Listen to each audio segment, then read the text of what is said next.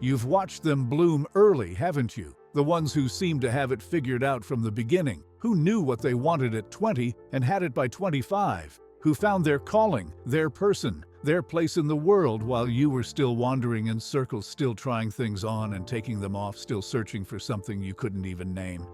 And there's this quiet shame that comes with that, this feeling that you're behind, that you missed some crucial starting gun and everyone else took off while you were still tying your shoes. You see their accomplishments stacking up like evidence of their worth, while your own life feels scattered, uncertain, like you're still in some extended adolescence that should have ended years ago. And people ask you what you do, where you're going, what your plan is.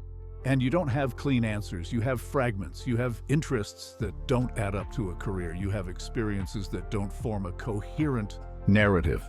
You have a resume that looks like you couldn't commit to anything. And underneath all of that is this persistent question: what's wrong with me? Why am I so slow? Why hasn't my life come together yet? Why am I still figuring out what everyone else seemed to know instinctively? If that's you, if you're the one who bloomed late or is still waiting to bloom, I want to tell you something that might shift how you see your entire story. What you think is your weakness, what you've been ashamed of, what you've been trying to fix or hide or explain away, that's actually your strength. Not in some patronizing, everyone gets a trophy kind of way, but genuinely, literally, your strength. The late blooming isn't a bug in your system, it's a feature. And the reason you can't see that yet is because you're measuring yourself by a calendar that was never designed for you. You're judging your timeline against people whose nature is fundamentally different from yours. And of course you come up short when you do that. Of course you feel inadequate. But what if adequacy was never the point? What if your particular path, with all its delays and detours and false starts, is exactly what's required to become who you're meant to be? What if rushing would have ruined you? What if everything you think you're behind on, you're actually right on time for? Let me stay with this for a while, because this isn't something you can understand quickly. This isn't a reframe you can just apply and feel better. This goes deeper than that. This is about understanding what late blooming actually means and why it matters. In nature, there's this assumption that early is better. The first flowers of spring get celebrated. The early bird gets the worm. We're taught that speed equals success, that whoever gets there first wins. But that's only true in very specific contexts.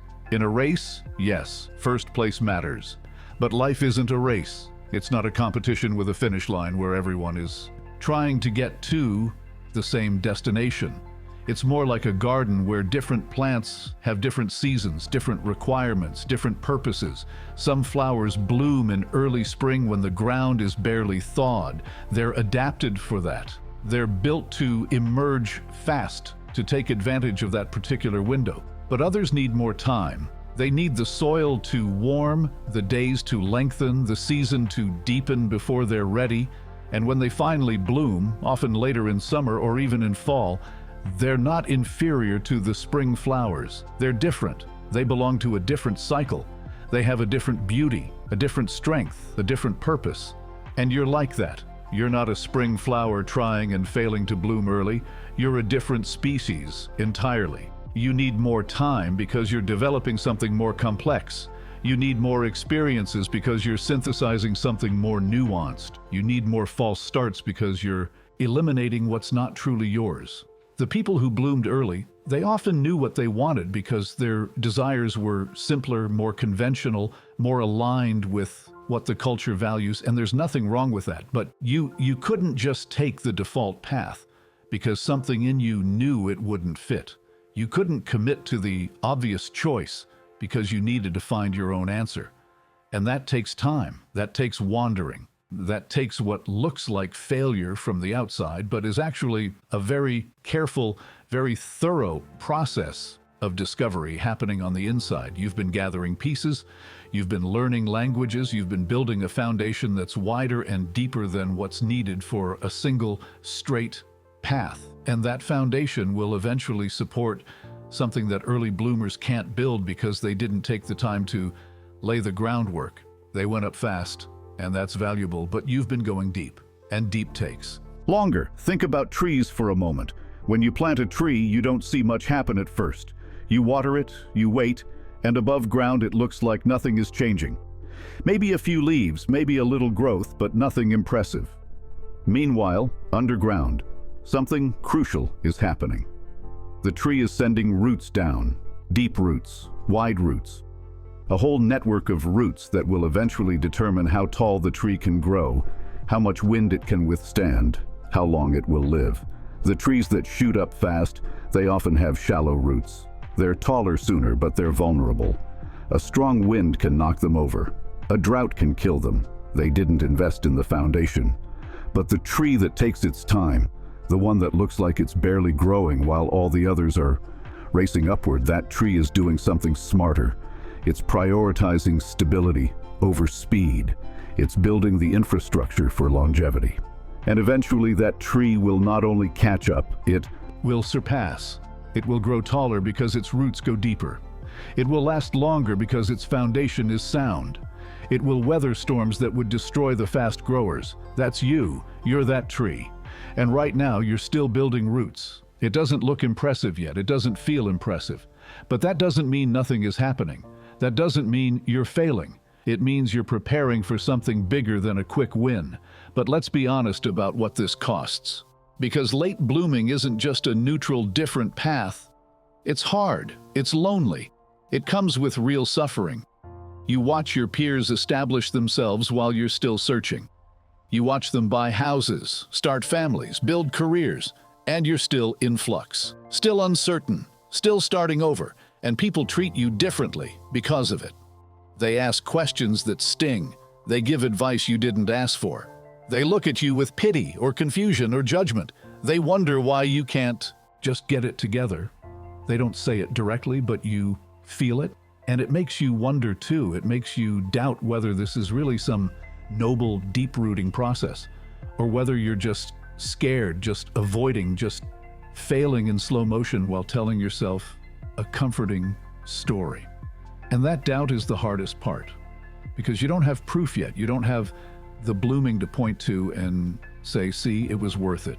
All you have is the waiting. All you have is the faith that something is developing even though you can't see it. And some days you have that faith, and some days you don't. Some days you believe in your process, and some days you just feel like a fraud who can't get their life together. And I'm not going to tell you that doubt is wrong. I'm not going to tell you to just believe in yourself and everything will work out, because that's not how this works. The doubt is part of it. The uncertainty is necessary. If you were certain, if you could see exactly where you were going and how long it would take, you wouldn't be going deep enough. You'd be following a map, executing a plan, and that's not what you're here for. You're here to discover something that doesn't have a map yet. You're here to become something that doesn't have a blueprint. And that requires not knowing. It requires fumbling in the dark. It requires trying things that don't work and learning from the failure. It requires taking longer than you want to take because you're feeling your way towards something real rather than racing towards something prescribed. So the doubt, the uncertainty, the feeling of being lost, those aren't signs that you're doing it wrong. Those are signs that you're doing something that requires genuine discovery. And discovery takes time. Discovery is slow. Discovery looks like wandering to everyone on the outside, but it's actually the most purposeful thing you could be doing. Now let's talk about what happens when you finally bloom. Because you will bloom. Maybe you're already starting to. Maybe the first shoots are pushing through and you don't quite recognize them yet because they don't look like you expected. But it's coming. And when it comes, it's different. When someone who bloomed early hits their stride, they often settle into a groove. They find their thing. They get good at it. They build a life around it. And that's satisfying for them. They have clarity, stability, a sense of mastery. But when a late bloomer finally comes into their own, something else happens because you didn't just find one path and commit to it. You explored many paths. You developed many skills. You gathered perspectives from different fields, different cultures, different ways of being. You're not narrow. You're not specialized in a way that limits you. You're integrated. You're synthesized. You've taken all those scattered experiences that seemed random and meaningless, and suddenly they form a pattern. Suddenly they make sense.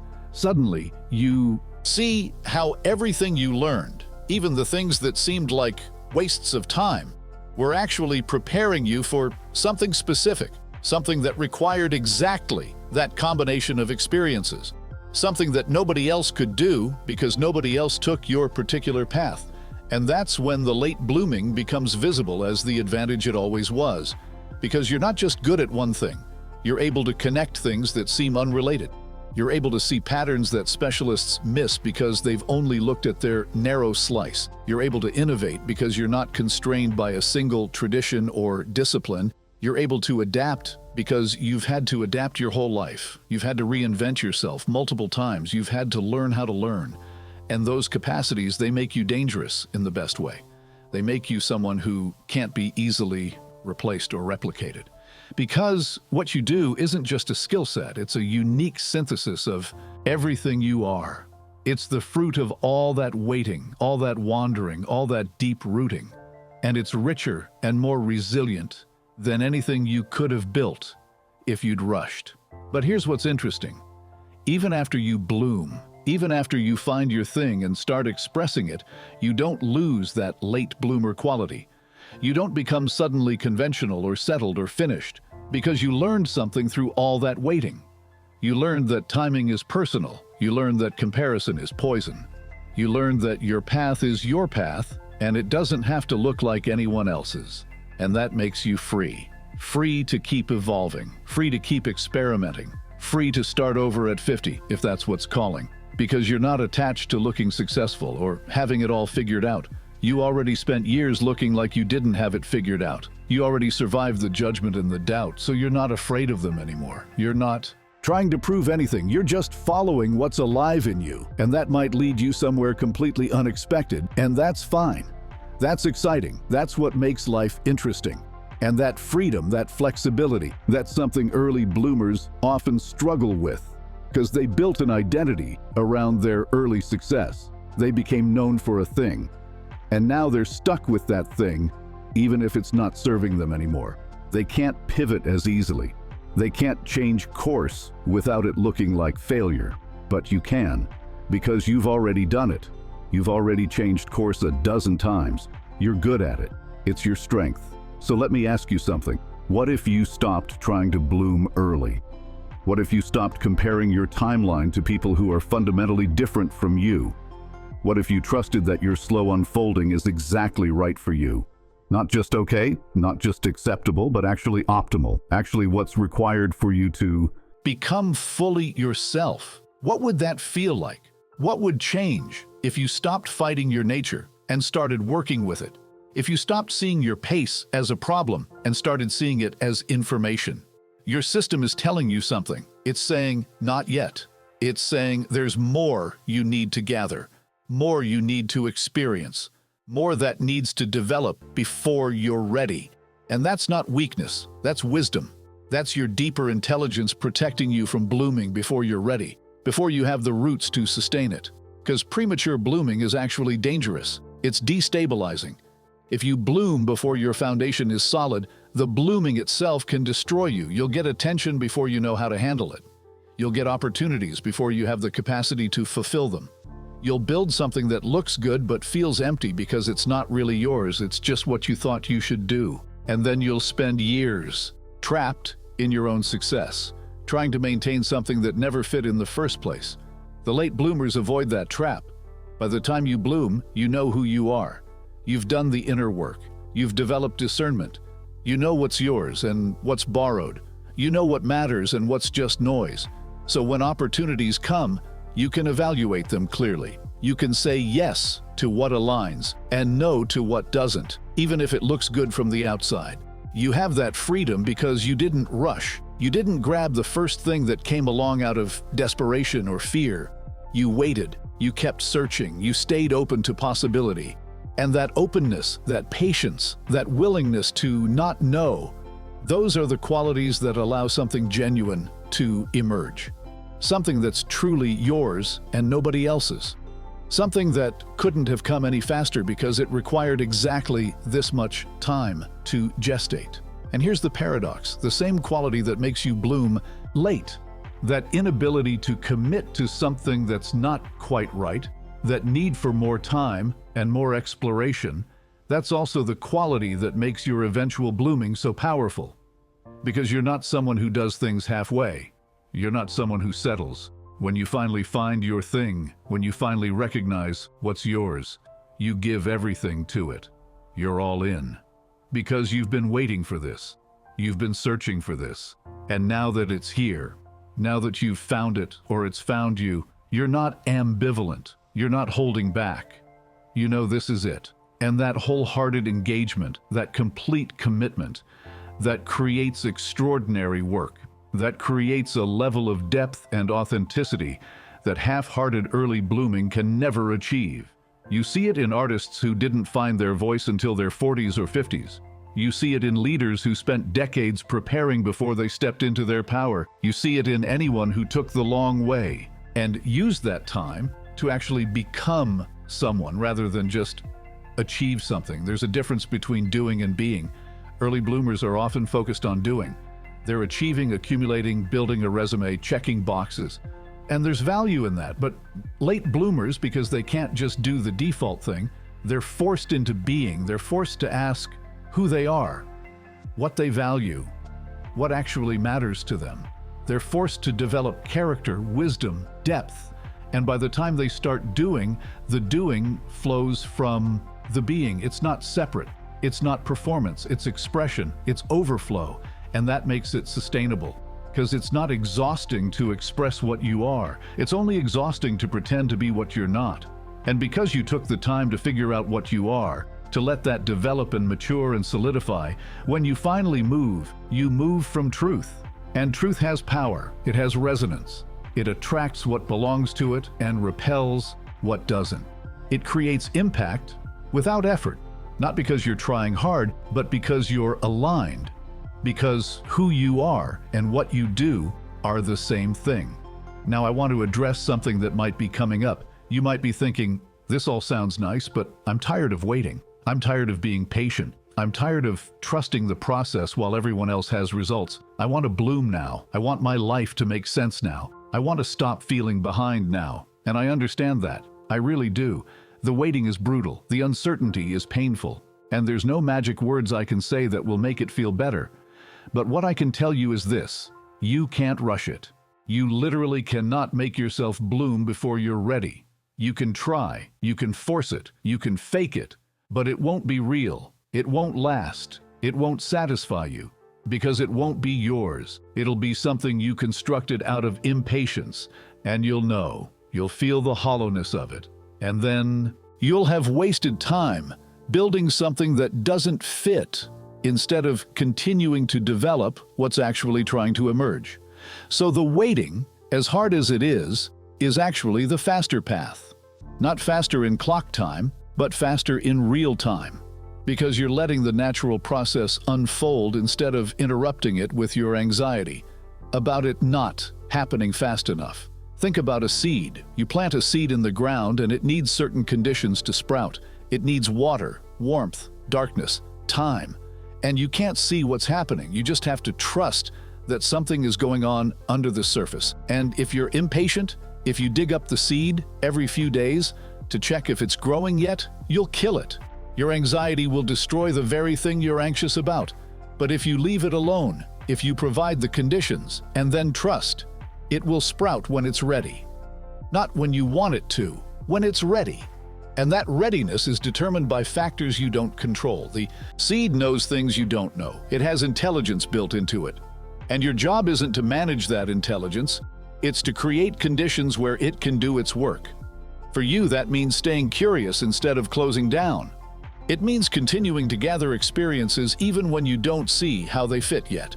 It means being gentle with yourself instead of harsh. It means trusting that something is developing even when you can't see it. That's all you can do. That's all you need to do. The blooming will take care of itself. And while you're waiting, while you're in that uncomfortable space of not yet, You're actually learning something more valuable than any skill or achievement. You're learning faith. Not religious faith necessarily, but existential faith. Faith in the process. Faith in your own unfolding. Faith that life is intelligent, and you're not an exception to that intelligence. You're learning to not need to control everything. You're learning to work with reality instead of against it. You're learning to surrender to your own timing. And those lessons, they will serve you for the rest of your life, because you'll face many more periods of not knowing, many more transitions, many more times when you're between one thing and another and nothing is clear. And if you've learned to be with that, if you've developed the capacity to trust the gap, you won't panic. You won't force. You won't try to rush into the next thing just to escape the discomfort of uncertainty. You'll be able to wait, to listen, to let the next thing reveal itself. And that capacity is rare. Most people can't tolerate uncertainty. They'll take any job, any relationship, any answer, just to make the not knowing stop. But you, because you've spent so much time in not knowing, you've become comfortable there, or at least more comfortable. You know it's not permanent. You know something will emerge. You've done this before. You've waited before and something came, so you can wait again. And that patience, that trust, that's power. Let me tell you what I've noticed about people who bloom late. They have a quality of solidity that early bloomers often lack. They're less shaken by criticism because they've already doubted themselves more thoroughly than any critic ever could. They're less desperate for approval because they've had to approve of themselves without external validation. They're less afraid of failure because they've already failed in all the ways that don't matter and learned that it doesn't destroy them. They're more compassionate because they know how hard it is to struggle, to not have answers, to feel behind. They're more authentic because they've been stripped of pretense through the long process of not succeeding in conventional ways. And they're more grateful when things do work out because they know it could have easily gone differently. They don't take success for granted. They don't assume it will last forever. They're able to appreciate what's here while it's here. And that quality, that groundedness, that's what late blooming cultivates. It's the compensation for the suffering. It's what you get in exchange for taking the long way. And here's something else. The late blooming isn't just about you. It's about timing. There are things you're going to do, contributions you're going to make that the world isn't ready for yet. If you had bloomed early, if you had found your thing at 25 and put it out there, maybe nobody would have been ready to receive it. Maybe the culture hadn't evolved enough. Maybe the need wasn't clear yet. Maybe you would have been ahead of your time and nobody would have understood. But by the time you bloom, by the time you're ready to offer what you have, the world might be ready for it too. The timing might be perfect, not just for you, but for everyone who will encounter your work. So your delay isn't just about your personal development. It's about synchronicity. It's about things coming together in a way that's larger than your individual story.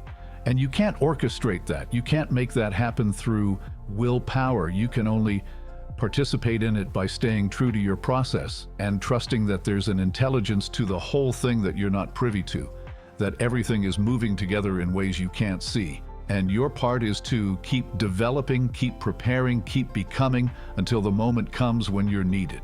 And then you'll be ready. And it will all make sense. Not beforehand, but in retrospect. Not as you're living it, but when you look back. So what do you do while you're waiting? How do you live in that gap between not yet and finally? You stay present. You pay attention to what's right in front of you instead of obsessing about what's not here yet. You find meaning in the process instead of waiting for the outcome to give your life value. You notice what you're learning, what you're developing, what's shifting inside you, even though nothing looks different on the outside. You cultivate the qualities that will serve you when you do bloom. Patience, humility, faith, discernment, authenticity. You stop comparing your chapter 3 to someone else's chapter 20. You remember that everyone has their own timeline, and yours is no less valid for being different. You practice being kind to yourself instead of harsh. You practice trusting yourself instead of doubting. You practice believing that you're exactly where you need to be even when it doesn't feel that way. And you keep going. You keep showing up. You keep doing the next small thing that feels true, even when you can't see where it's leading. Because that's all you can ever do. That's all any of us can do. We follow the breadcrumbs. We take the next step. We trust that the path is revealing itself even when we can only see one step ahead. And eventually, those steps add up. Eventually, you look back and realize you've walked a long way. You've become someone. You've built something. Not quickly, not according to schedule, but genuinely, authentically, in your own time and in your own way. And that's worth more than all the early blooming in the world. I know that's hard to believe when you're in the thick of it, when you're watching everyone else's highlight reel and feeling like you're falling further behind every day, when you're explaining yourself to people who don't understand, when you're wondering if you should just give up on your particular path and try to fit into something more conventional. But please don't give up. Please don't abandon yourself to try to be someone you're not, because the world doesn't need another person following the default path. The world needs what only you can offer. And that thing, whatever it is, it's still developing, it's still forming, and it needs the time it needs. It needs your patience with it. It needs your faith in it. It needs you to protect it from your own impatience and doubt and fear. It needs you to keep believing in it even when nobody else can see it yet. That's your job right now. Not to bloom, but to tend to what's trying to bloom. To create the conditions, to trust the process, to wait with grace instead of resentment. And one day, maybe when you least expect it, maybe when you finally stopped waiting, you'll look up and realize it's happening. The blooming you've been waiting for is here. Not in the way you imagined, not according to your timeline, but here nonetheless. And it will be worth it. Every bit of the waiting will be worth it, because it won't just be success. It won't just be achievement. It will be you, fully expressed, completely yourself. And that's what you've been growing toward all along. If these words have found you in that waiting place, if they've given you even a moment of peace with your timing, I want to invite you to do something small, like this video, not for me, but as a gesture to yourself, as a way of acknowledging that you heard something here that mattered, that you're not alone in this experience, that your path is valid even though it's different. And if you want to continue exploring these ideas, if you want more reflections on how to live with more trust and less struggle, consider subscribing to this channel. This space exists for people who are done trying to force themselves into molds that don't fit, who are ready to honor their own timing, who understand that growth happens at its own pace, and rushing only damages what's trying to emerge. If that's you, you're welcome here. Your presence matters. Your patience matters. Your willingness to take the long way matters more than you know. As we close, I want to leave you with this. Late blooming is not a consolation prize. It's not second best. It's not what happens to people who couldn't cut it in the fast lane. It's a completely different category of experience with its own gifts, its own wisdom, its own beauty. And if that's your path, if you're someone who needs more time, who needs to go deeper before you can go wider, who needs to wander before you can arrive, then honor that. Stop apologizing for it. Stop explaining it. Stop trying to fix it. It's not broken. You're not broken. You're exactly as you're supposed to be, unfolding exactly as you're supposed to unfold. And the blooming, when it comes, will be so completely yours that nobody will be able to replicate it. That's the gift of taking your time. That's the power of the deep roots. That's what makes late bloomers so rare and so valuable. You're not behind. You're building something that requires this much time. And one day, probably sooner than you think, you'll understand why. You'll see the whole pattern. You'll recognize how every delay was perfectly placed, how every detour was necessary, how the long way was the only way. And you'll be grateful. Grateful that you didn't rush. Grateful that you trusted. Grateful that you gave yourself the time you needed to become who you are. So keep going, keep trusting, keep tending to what's trying to emerge. Your time is coming. And when it comes, it will be extraordinary. Not because you're special in some ego sense, but because you've done the work. You've gone the distance. You've honored your nature. And that creates something undeniable, something real, something that lasts, That's what late blooming gives you. That's what you've been building toward. And it's closer than you think.